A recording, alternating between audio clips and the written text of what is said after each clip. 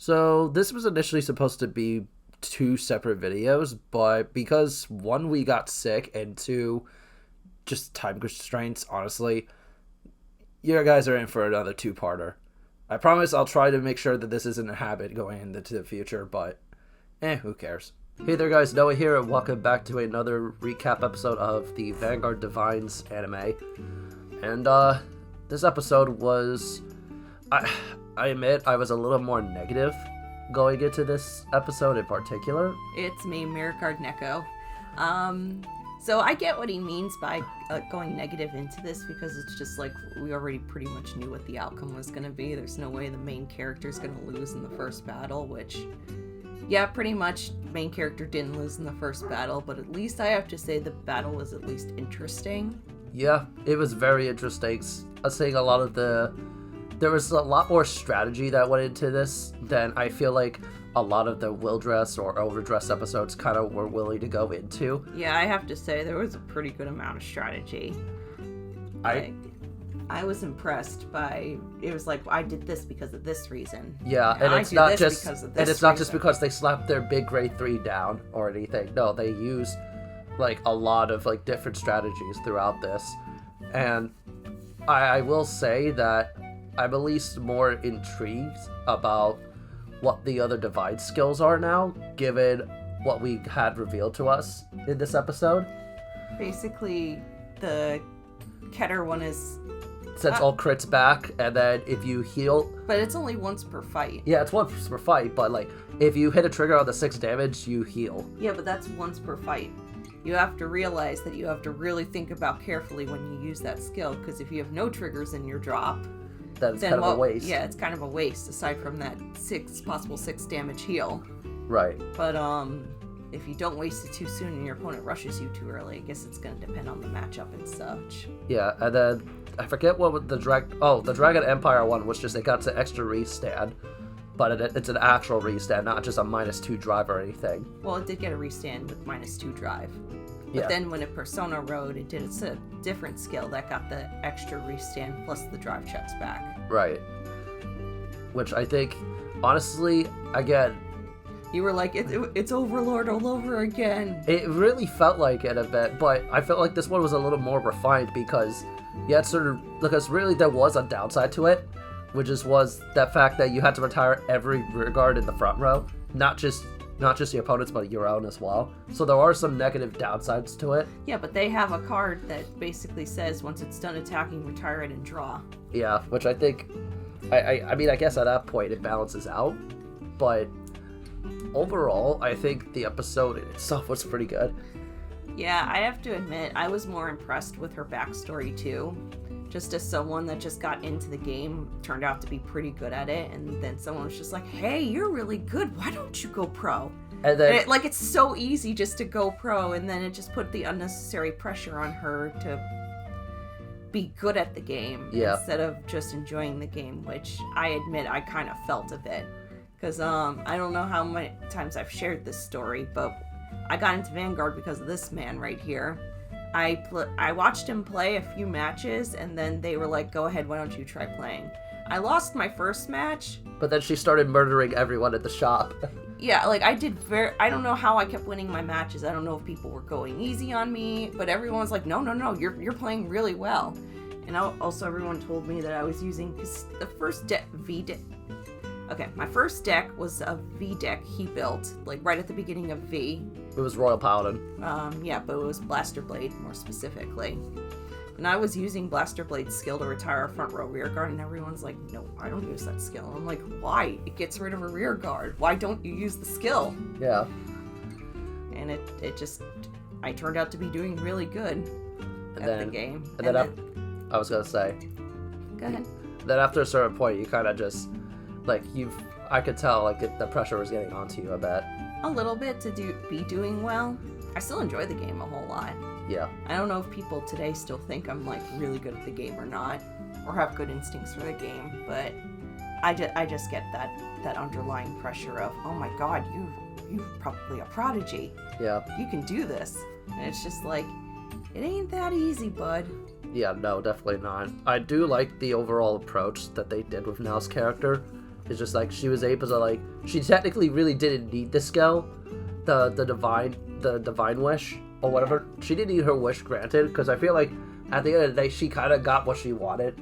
Well, she rediscovered her love for Vanguard, which was the point, and I think if she had went pro, she would have lost that love. But I think it's better. It's not a wish where you can't still work at it. Right. It's not something like where it's like my sister's in the hospital dying. Right. And this is the only last chance for it. She can still work hard at it and get that to that wish at some point.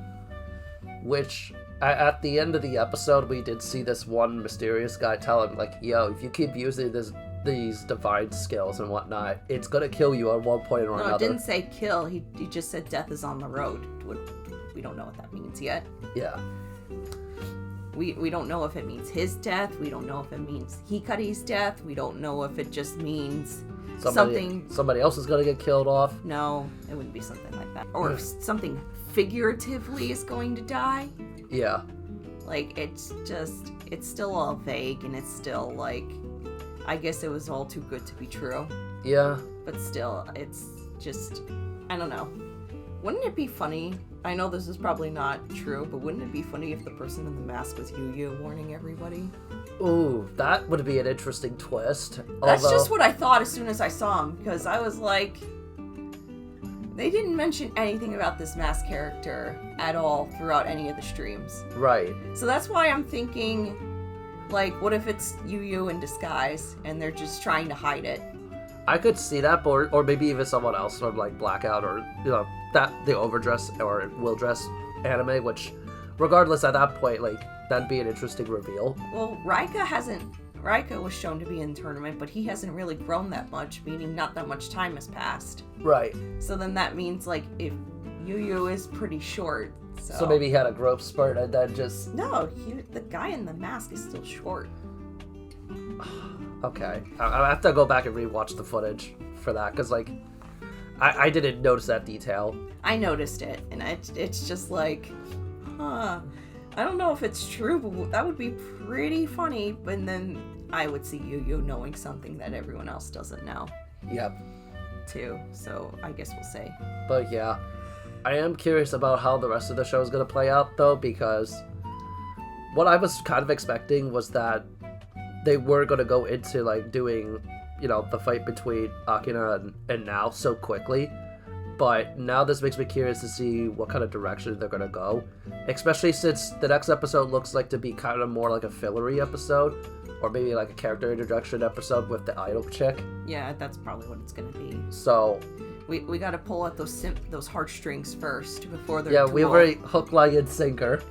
Yep. But, yeah, I think that pretty much covers for this episode in particular. Not a whole lot happened, but at the same time, it needed to happen. And more importantly, I think this was the best resolution we were going to get for now, I feel like. Yeah, I would say. So far, nobody's gotten hurt. Yeah. No hard feelings. Yeah. Well, it's not like she lost her desire to go pro right away. No. That's actually one thing I was concerned about. But then I was like, this is Vanguard. Would they go that dark? Because, like, there's other... I don't know about card game anime, but there are other anime out there where if you lose more than just... Yeah. You lose more than just the ability to grant that wish. You lose the wish itself. Right. So, like, that, I'm almost half expecting there to be a catch, but then at the same time, she was normal when she walked out of there. Yeah. And even when she lost the symbol on her card, so I'm like, okay, there isn't a catch. I was expecting the card to disappear. You know what I mean? Because it's tied to, like, the divine skill and whatnot, so unless they're going to give it a new form later. Well, like, it could just mean that they don't fight on Cray. That battle's over, so whatever granting power it had just transferred over to Yu's card, and it does. You just called Akina Yu. Oh well, they're basically the same design. And we're back for episode 4 of DivineZ. So this time we got our introductory episode of the heck is her name again? Mikato or something? Well, they call her Mitan. Mitan. Okay, we'll go with that. Because I keep forgetting her name. Michan or something. Yeah. But this episode was more or less this one hit a little closer to home for me personally, and I'll go into why that is in a moment. But I mean, I think this was a good character introduction for her. And it's just mostly because of the fact that I really do kind of relate to her with the whole starting off online and then transitioning into IRL Vanguard. I know you started out IRL. Yeah, I started out IRL, so I don't have that same kind of experience, and it's just funny that was that Vanguard Dear Days that was supposed to be like an updated Dear Days, yeah. And it just her playing that simulator, and I'm just like, that's probably why they were playing with stuff from like set 8 or 9 or whatever. Oh, that was set 10, but like, yeah, because Dear Days hasn't been updated since like God knows how long. Because the last one that came out was like Messiah. That's why I can't play like that official one, because they don't update the rules, they don't update the cards fast enough. So unfortunately for me, I'm just kind of like, what's the point? Yeah. But I'd rather play online matches, and I'd rather play on CFA or on Discord against people in real time. In remote fight, yeah. Yeah, remote fight. That's what it's called, right? But no, so we got a little bit of her backstory where she's an idol that kind of just she did it for the sake of doing it, but then after a certain point she got.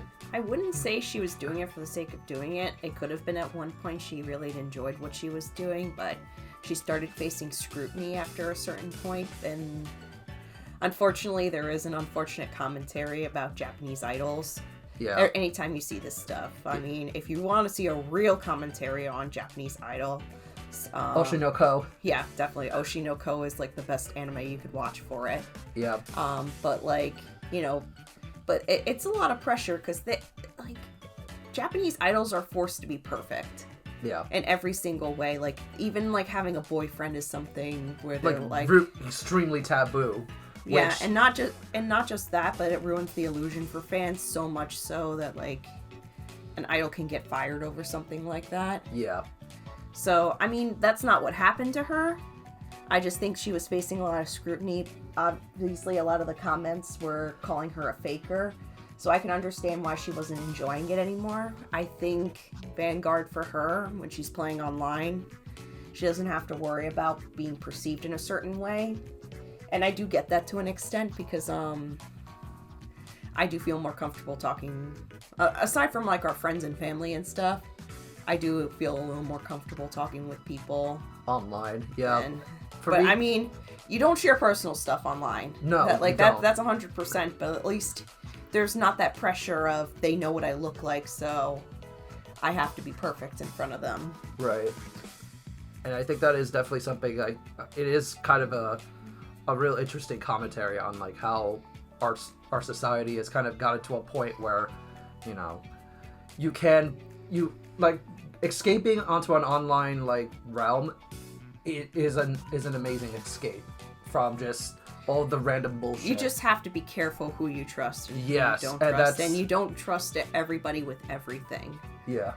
Like, it's a mixture of common sense and a mixture of just be careful who you talk to and who you trust. Yeah. But the point is that but she did get to play against somebody in real life this episode, and it was a positive experience for her, which I liked because she really got a nice introduction to how real life card fighting is actually supposed to be. Like even she had some sort of her reflexes with her mouse clicking and whatnot midway through the card fight with Megami. So essentially, Megami was a good first opponent too. Yeah. To play in real life because she's always nice and sweet as well. Although I just don't like how she's like a constant punching bag for new characters and stuff. This is her first fight in the new anime. How is she a punching bag? Because I'm counting all of her other shit from Overdress and Will Dress too. Like, no. I'm sorry, I can't in good conscience. Well, that was part of her character arc back in those eras, is that she tried so hard to be a leader and to be a good fighter that pressure got to her after a certain point. I think now as she's older and she's actually the leader of Blackout, she's not as tense about it. Yeah. So she's able to be more relaxed about it and not worry so much about winning or losing. Being the best at it, yeah. But, so essentially, Akina, midway through the episode, finds out that Mitan is one of the fated fighters. I mean, he was going to figure that out. He was going to figure it out eventually, but he didn't know because Mitan was kind of watching off in the distance in the previous episode. Do you think that those two, him and the other girl, were paying attention to who else was in the theater at that point? It was dark out. There was barely any lighting aside from the fight itself. I don't think that's what they were paying attention to. No, but who else was around. But so once they figure that out, you know, Akina at least tries to be a really good sport about it by saying, like, okay, I helped her out enough. I'm gonna go and do my own thing. But then she's like, listen, I saw your card fight earlier. I don't mind you sitting here and watching me play because I think that's only par for the course at this point. Yeah, she did watch his fight. Yeah, she kept it pretty fair. Yeah. I'm just happy that they didn't pin those two against each other. That's kind of what I don't like about what they're doing. I think it should have been like who won the most matches out of playing everybody instead of just you lose one and once done. Yeah. Because I feel like it kind of takes the tension out of it. I mean, at least I don't know in this next episode who could possibly win. Yeah. It's not an easy guess at least, but I just don't like the one and done situation of it. I feel like it's going to make the anime go a little too quickly. I could see this being just, it probably is just 12 episodes. I think it should have been like a 24 episode thing where they had to play like basically whoever won the most out of playing a round robin, basically. Yeah, but I think after a certain point it would have just gotten stale. But regardless, the point I'm trying to get at with Mitan's character is that I initially started out online back in 2013. The only real way you could actually play Vanguard online was via Cardfight area, and so that was what I did primarily the first couple years I was into Vanguard, because to keep it quick, I saw an ad on YouTube linking me to the first episode of the anime, got hooked, watched up to current, which at the time was like midway through the Link Joker arc, and then I wanted to start playing, but there wasn't a card shop near me, so I decided, let's see if there's like an online simulator or something online, kind of like Showdown, and that's when I downloaded CFA and just started playing on there. Was that when you were living in your first house? What, in New Jersey? Yeah. No, not in New Jersey. Before New Jersey. No, this was 2013 when I was already in Jersey. Oh, okay. But essentially, yeah, that's how I initially got started with Vanguard, and I too kind of just got into it via like a trial deck. I think it was Gold Paladin at the time, and then I traded it for I think it was Night Rose, if I'm not mistaken. Or I forget exactly how I did it, but eventually I ended up with Luard, and that kind of just stuck with me ever since. So, if you couldn't tell by his art, he's a big Luard fanboy. Yeah. Over here, and he's excited for the Stride deck to come out too. Yeah, I'm looking forward to that. But honestly, I think it does make me wish that and hope and pray that Mitan actually at least gets one win under her belt, because we already know who Taizo is, the Brantgate guy. We know his whole backstory, so it would be like just nice to see Mitan actually pull off a W at least once, you know. Well, I mean, it's funny because like his story isn't that. It's kind of one where you kind of want to root for him as well. Which is the unfortunate side effect where if you're watching this anime just from DivineZ, you won't know who the hell Taizo is at all. Which is why I hope they at least give him something, so that way for those people who've never actually saw Will Dress can at least like understand his character a bit. But when we have a character like Taizo, and this is where I'm kind of like worried about Masanori as well, is like how are you going to reintroduce these characters again? Because technically, for those people who actually saw Overdress and Will Dress, they already know who those two characters are.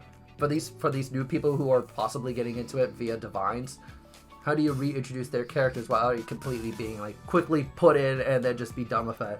Anyway, we're getting too sidetracked. But the whole like, if you keep continuing this tournament, you'll die. Yeah. I don't think Bushy's gonna follow through on that. I really don't. I do not see it, because the guy came up to him, came up to the Dark States guy, and he's like, you know what? Here, I'll let you handle this. Shuffle the deck, and if I draw the Fated one, I'm still playing in this tournament. Well, I can see an interesting character there. Whether they're going to explore it a whole lot is one thing. Like, I see that he's probably so jaded by life that he probably just doesn't give a crap what comes. Yeah.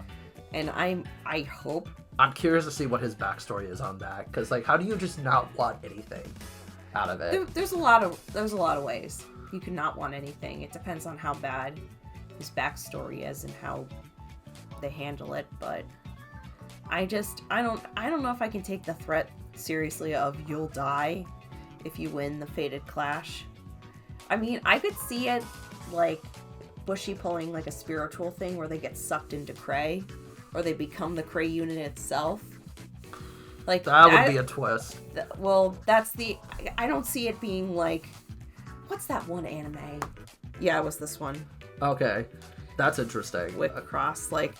I didn't really get into it. I just watched it as an anime. I never played the card game, but that anime, I mean, it wasn't particularly very good, but at least there was stakes and there was high drama and there were consequences to losing. Like, I think more consequences than just, oh well, I don't make top. Like actual deep consequences, and I feel like that's what they're trying to do here, but I don't think they have the gall to go all the way with it. No, and that's my main disappointment with this show so far, is like, because this guy keeps saying like, hey, if you continue playing in these Fated Clashes, you will end up dying, but it's like, was the plushy dragon wrong on this? Like, was there actually a catch and he purposely didn't say anything about it? Like, that's what I'm more or less curious to see, if the mask guy is right, or if the dragon was more on point. They could also both be right, because didn't the main character ask, like, what's the catch to losing? Yeah, Akina did say. And so far, it looks like there hasn't been a catch to losing so far. We've only seen one loss so far, so we'll have to wait and see if there is a catch. But he was just like, no, there's no catch to losing. So we'll just have to wait and see how that plays out. But yeah, let us know in the comment section what you think of this episode, because honestly, like, this is like kind of I'm gonna try to do this more of a weekly thing, but like as I explained earlier in the intro, like both of us got sick this past week, and honestly we just couldn't actually really commit to actually like getting it uploaded in time. But let us know in the comment section what you think about this episode and episode 3. And until next time, this is Noah. And Neko. Also let us know if you're excited to play any of these new decks that are coming out that are being shown in the anime. Yeah, definitely. Let us know how you're feeling about it. And until next time, we'll see you then. Bye, everyone.